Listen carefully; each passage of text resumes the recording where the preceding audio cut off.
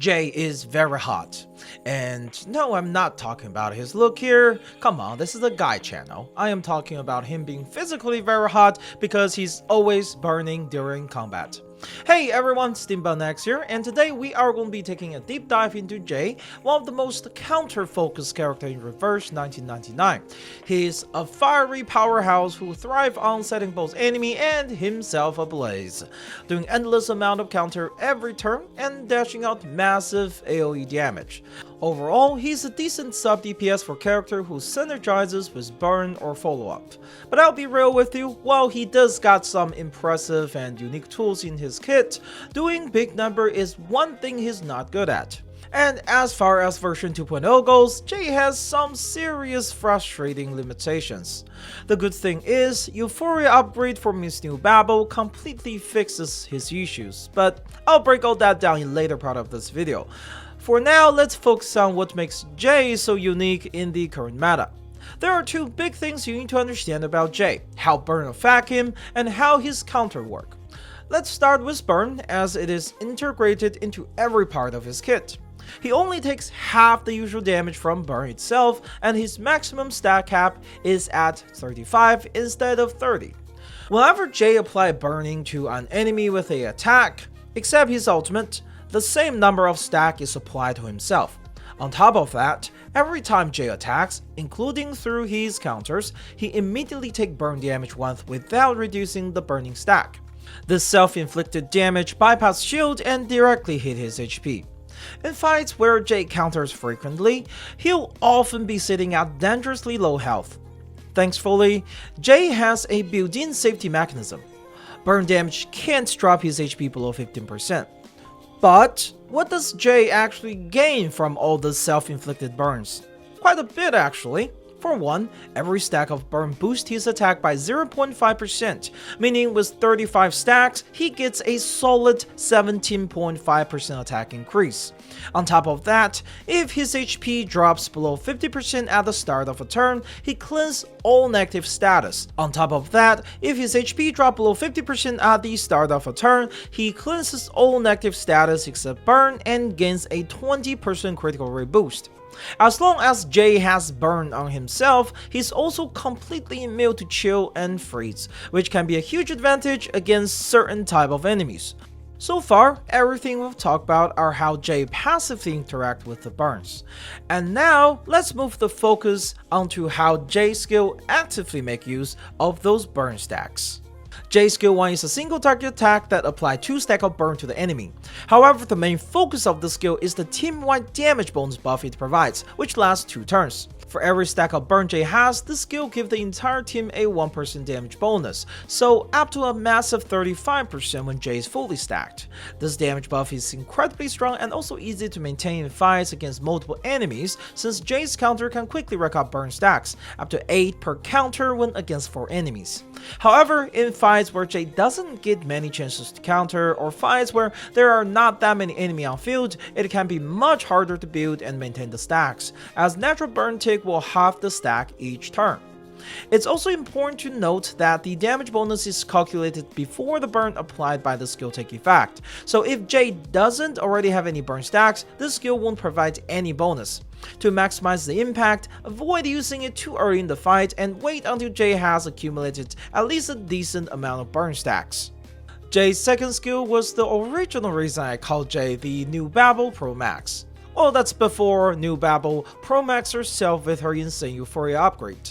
This skill will apply a shield to the entire team based on his attack, and for every stack of burn on Jay, the shield strength is increased by an additional 3%.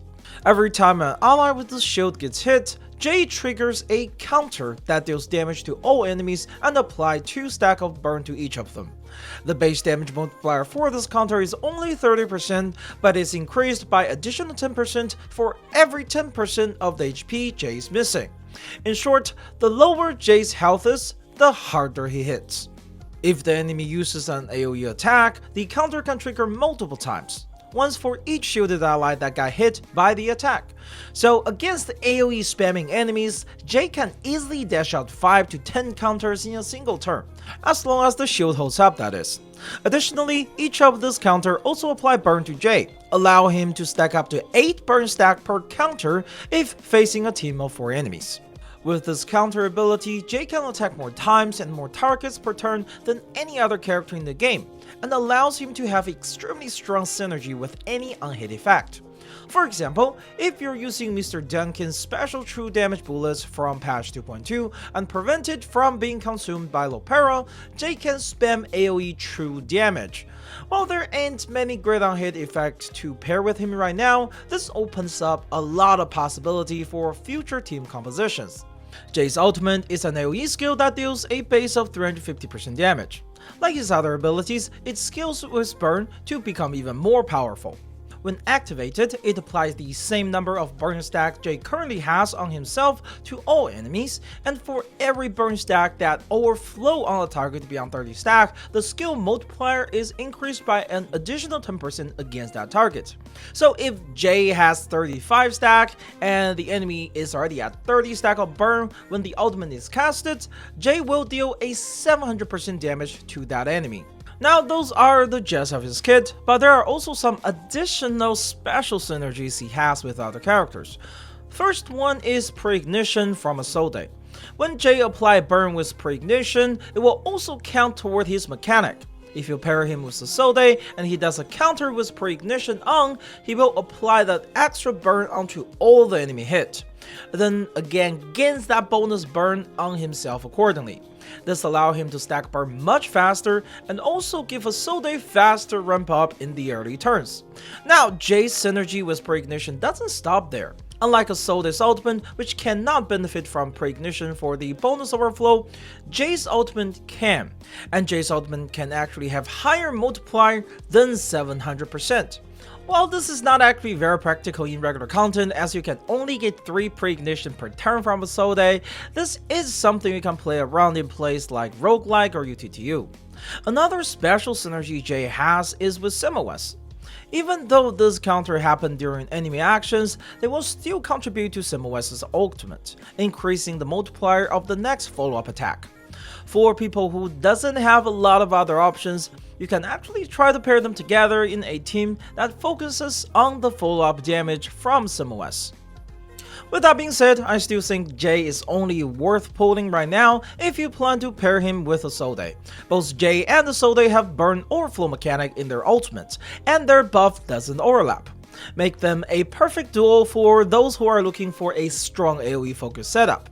If you really want to feel the burn, you can also try running a full burn team with Spadodia, a Sode, and Jay.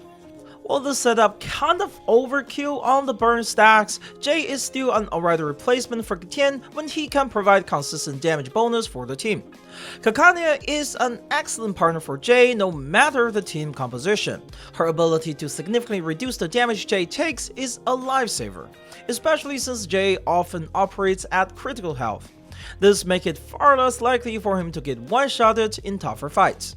For healers, Tooth Fairy is my personal top pick.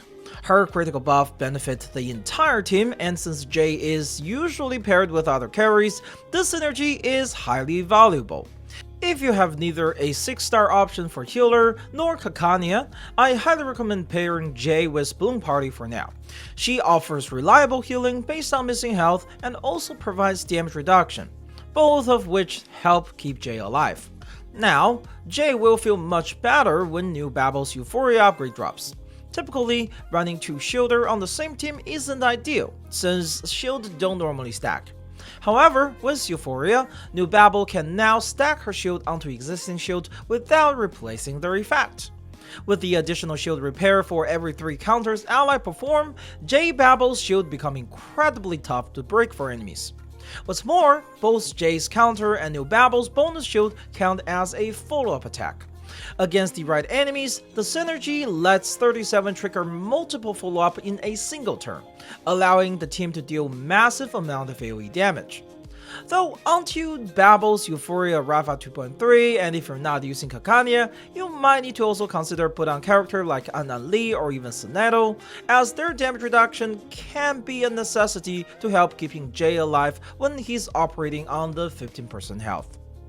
Also, the next character on the horizon is Flutterpage, and based on her kit preview, she could bring even more exciting possibility for Jay. She has a non-hit effect that activated when ally perform follow-up attack, along with a team-wide buff for follow-up damage. Now, the non-hit effect does cost Eureka, so there is a limit on how often it can be triggered. However, depending on how strong it turns out to be and how manageable the Eureka economy is, Flutterpage could become a game changer for Jay's team, potentially replacing 37 in that setup. I'll be streaming Flutterpage's release to test out her synergy with various teams.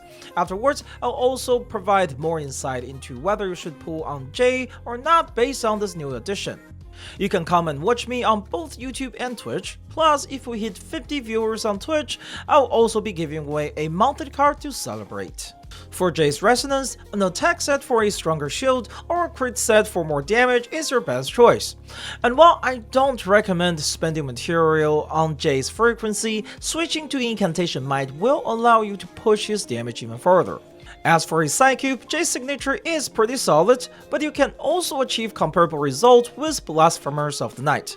Considering how Mercurius Anecdote Psychube end up completely outshining her original Psychube by prioritizing utility over personal damage, it might be wise to hold off on investing on Jay's signature. Lastly, unlike most modern characters, none of Jay's portrait really alter his mechanic or rotations, they simply boost his personal damage output.